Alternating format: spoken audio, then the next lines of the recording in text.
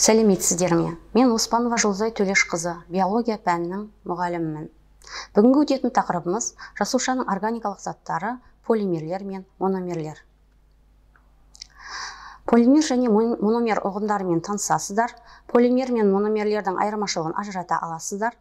Полимерлер мен мономерлерге мысалдар келтіре аласыздар. Сіз тамақтанғанда денеңіздегі жасушалар оны энергия өндіру үшін пайдаланады. Біздің тамақтанған қорегіміз жасушадан үлкен екені белгілі.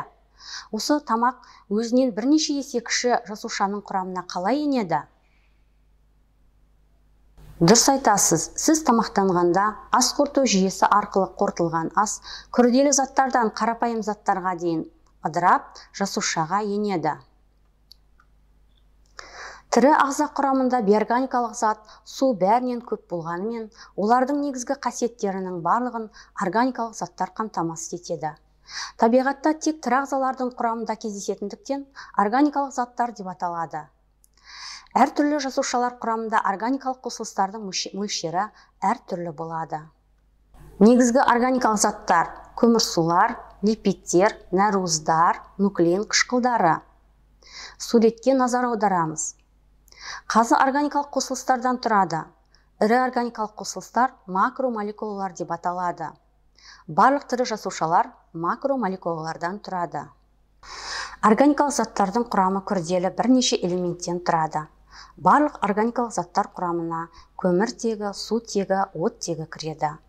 Бір қарапайым молекуладан тұратын болса, қарапайым деп аталады. Қарапайым молекулалар химиялық байланыспен бір-біріне жалғасып полимерлерді түзеді. Полимерлер мономер буындарынан тұратын молекулалардың ұзын тізбегі. Суретке назар аударыңыздар. Суреттегі моншақты мономер деп алсақ, моншақтар тізбегінің химиялық жолмен байланысқан полимерге мысал қыла аламыз. Көмірсулар, ақуыздар және нуклеин қышқылдары полимерлер деп аталады. Липидтер полимерлерге жатпайды. Полимерлер мономерлерге ыдырап, қайтадан полимерлерге біріге алады. Адамның және жануарлардың ас қорыту жүйесінде ас қорыту ферменттері әсерінен полимерлер мономерлерге дейін ыдырап, ішекте мономерлер қанға сіңіп, ағзаның барлық жасушасына тасымалданады. Әрбір жасушада түскен мономерден дәл осы ағзаға қажет полимер қайта синтезделуі мүмкін. Суретке назар аударыңыз. Үй неден жасалады? Суреттен мономер мен полимер табуға бола ма? Дұрыс айтасыз. Үй кірпіштен жасалады.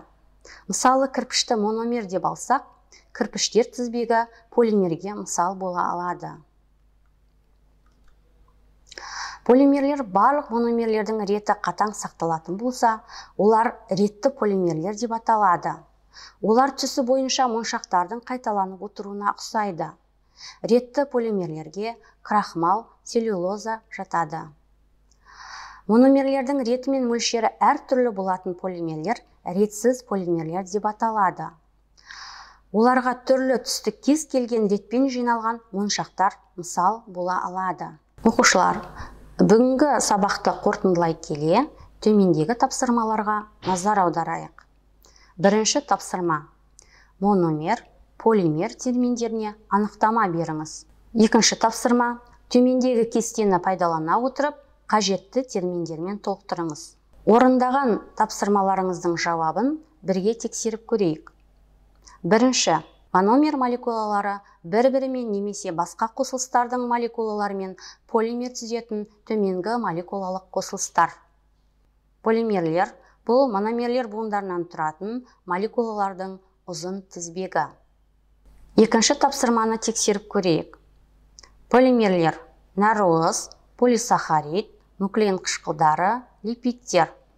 Олардың мономерлері амин қышқылдары, моносахарид, нуклеотид, май қышқылдары мен глицерин. Келесі тапсырмаға назар аударыңыздар.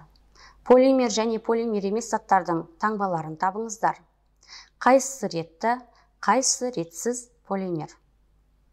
Дұрыс. А. Ретсіз полимер. Мономерге жатады. Б. Ретті полимер. Оқушылар, бүгінгі тақырыпты қаншалықты меңгердік? Өз-өзімізді бағалап жіберейік. Қажетті пункттерді толтырып, пән мұғаліммен ұмытпай кері байланыс жасаңыздар. Сау болыңыздар.